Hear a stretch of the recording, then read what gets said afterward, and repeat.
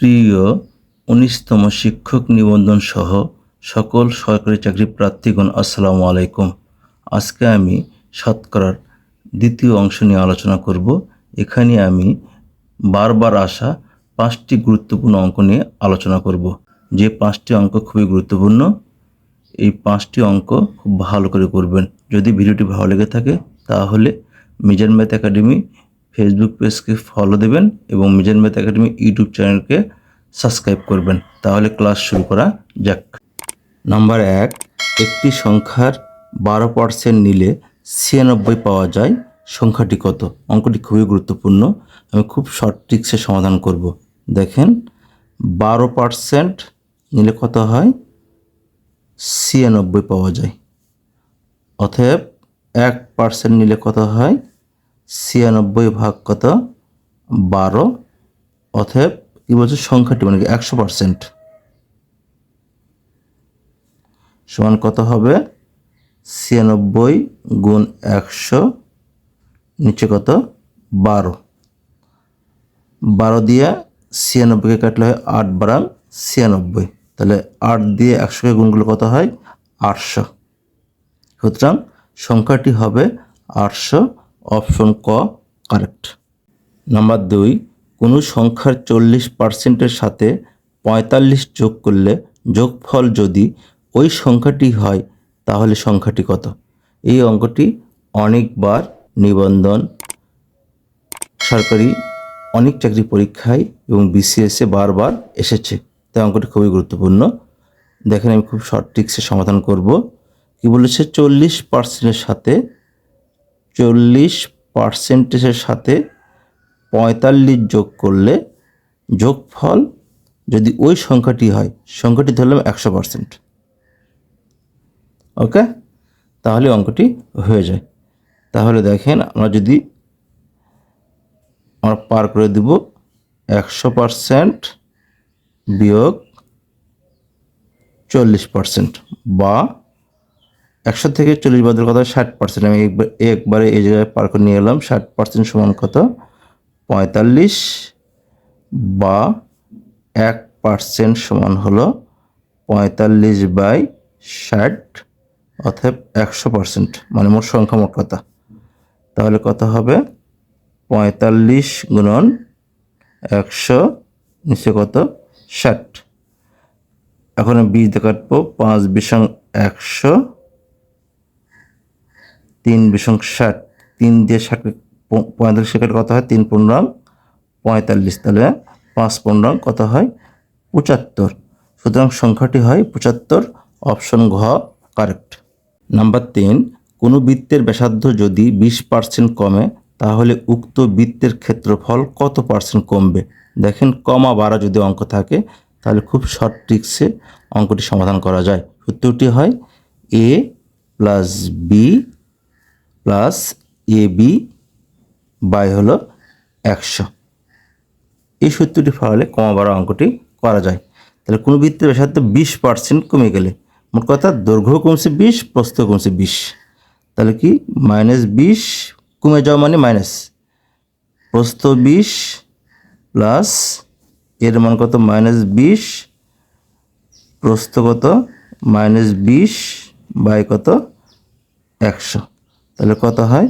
-40, minus plus হয়, 20 গুণ করে 400 হয়, 400 বাই কত? 100। একে যদি কাটাকাটি করি তাহলে কত হয়? 4 হয়। তাহলে -40 যোগ 4, তাহলে কত? -36। সুতরাং ক্ষেত্রফল কত পার্সেন্ট কমেছে? 36% কমেছে। যেহেতু মাইনাস এলে বুঝতে হবে এটি কমে গিয়েছে, আর যদি প্লাস আসে বুঝতে হবে এটি বেড়ে গিয়েছে। সুতরাং 36% কমে গিয়েছে, অপশন গ কারেক্ট। নাম্বার 4, এক ব্যবসায়ী একটি পণ্যের মূল্য 25% বাড়ালো, অতঃপর বর্ধিত মূল্য থেকে 25% কমালে সর্বশেষ মূল্য সর্বপ্রথম মূল্যের তুলনায় কত বাড়লো বা কমলো? এটি বিসিএস, শিক্ষক নিবন্ধন এবং অন্যান্য সরকারি চাকরি পরীক্ষায় বারবার এসেছে। দেখেন অঙ্কটি কীভাবে করা যায়। ওই সেম সূত্র, a plus B plus A B by হলো 100। তাহলে কি? প্রথমে বলছে 25% বাড়ালো, মানে +25% বাড়ালো, তারপর কী বলছে, তারপরে 25% কমালো মানে -25 যোগ, তাহলে কি এর মান 25, বির মান -25, তাহলে 25 গুণ -25 বাই কত 100। প্রথম মানে অঙ্কের যে 3 নম্বরের সূত্র ছিল a+b+ab বাই 100, সেই সূত্রটি। তাহলে 25 25 কেটে যায়, এখন 25 25 গুণ করলে কী হয়, 625 হয়, তাহলে -625 বাই কত 100। তাহলে একে যদি 625 100 ভাগ করি তাহলে কত হয়, -6.25। সুতরাং তাহলে মাইনাস মানে কি, কমে যাওয়া, তাহলে কমেছে 6.25%। অপশন খ কারেক্ট। খুবই গুরুত্বপূর্ণ অঙ্ক, খুব ভালো করে অঙ্কটি করবেন। নাম্বার 5, কোনো পরীক্ষায় পরীক্ষার্থী 80% গণিতে এবং 70% বাংলায় পাশ করলো, উভয় বিষয়ে পাশ করলো 60%, উভয় বিষয়ে শতকরা কতজন ফেল করলো? এই ধরনের অঙ্ক পরীক্ষায় বারবার আসে, খুব শর্ট ট্রিক্সে সমাধান করব। কি বলেছে, উভয় বিষয়ে পাশ করেছে 70%, তাহলে অন্তত একটি বিষয়ে পাশ করেছে কয়জন, প্রথমে করব আমরা।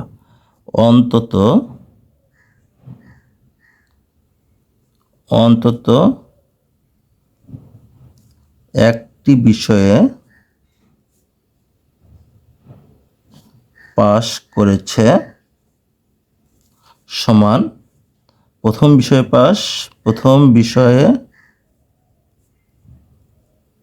পাশ যোগ হলো দ্বিতীয় বিষয়ে পাশ। আমি লিখলাম না দ্বিতীয় বিষয়ে, বিয়োগ হলো উভয় বিষয়ে পাশ, আমি লিখলাম না। তাহলে প্রথম বিষয়ে পাশ কত, 80, দ্বিতীয় বিষয়ে পাশ কত, 70, আর উভয় বিষয়ে পাশ কত, 60। তাহলে কত হয়, 8 সাথে 15, 150, 150 থেকে 60 বদলে কত হয়, 90%। এটি অন্তত এক বিষয়ে পাশ করেছে। এখন বলছে উভয় বিষয়ে শতকরা কতজন ফেল করলো। এখন ফেল করেছে, উভয় বিষয়ে ফেল করেছে, তাই না? উভয় বিষয়ে ফেল করেছে মোট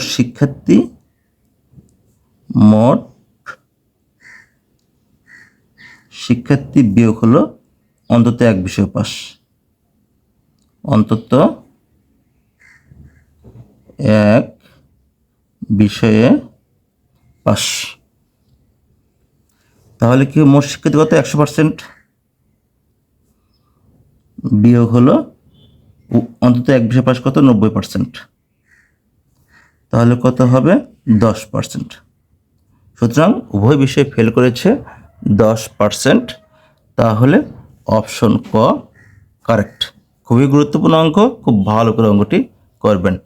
প্রিয় চাকরি প্রত্যাশীগণ, যদি এই ভিডিওটি ভালো লেগে থাকে তাহলে মিজান ম্যাথ একাডেমি ফেসবুক পেজকে ফলো দেবেন এবং মিজান ম্যাথ একাডেমি ইউটিউব চ্যানেলকে সাবস্ক্রাইব করবেন। আর যদি সমস্যা থাকে তাহলে কমেন্টে সমস্যার কথা লিখবেন। আজ আর নয়, এখানে রাখছি। আল্লাহ হাফেজ।